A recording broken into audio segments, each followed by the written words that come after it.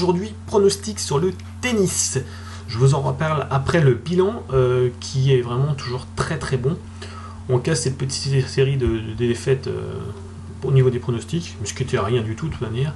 Donc le pari sur Liverpool-Tottenham est passé 2-1, un peu dans la difficulté, mais c'est passé. Penalty à la fin de match. Et victoire large de Paris 4-0. Donc Paris qui passe facilement. Donc on voit que j'ai 28 paris proposés, j'en ai que 4 de mauvais, donc Héroï vraiment très très fort à 28%. Donc tout se passe bien en ce moment.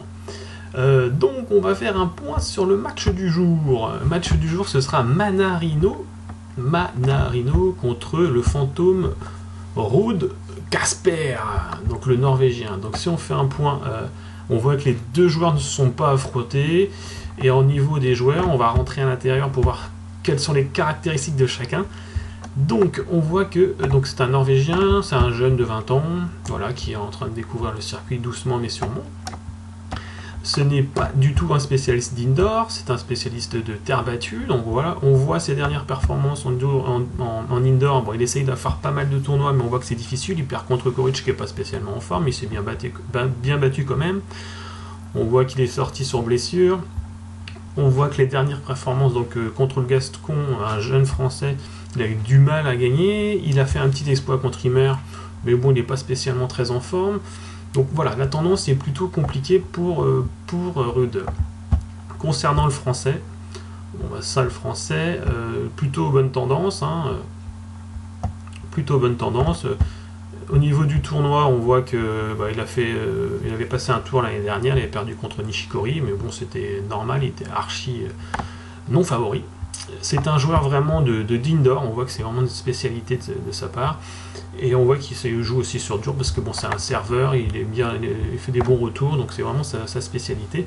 Et au niveau des performances actuelles, bon, il a perdu contre Kéré, il n'était pas favori, mais il y a eu pas mal de breaks, et donc ça a tourné en faveur de Kéré. Il a perdu contre Rublev qui est archi en forme en ce moment. Et autrement, on voit que quand il est favori, il fait le job, il gagne 2-7-0 proprement, donc il est vraiment en forme. Ce que j'aime bien aussi, parce que c'est le début, on voit qu'il va faire le tournoi avec son pote Humbert, donc en tennis double, donc ça veut dire qu'il est vraiment motivé à rester aussi dans le tournoi. Je trouve que des fois c'est une petite indication qui se prend. Donc voilà pour le statut. Donc avant de vous proposer mon pari, n'hésitez pas à vous abonner, à liker, à partager les vidéos, parce que bon voilà, il faut que ce soit le plus vu possible. En plus là il faut profiter, la tendance est vraiment positive dans les résultats, donc n'hésitez pas en tout cas à soutenir la chaîne.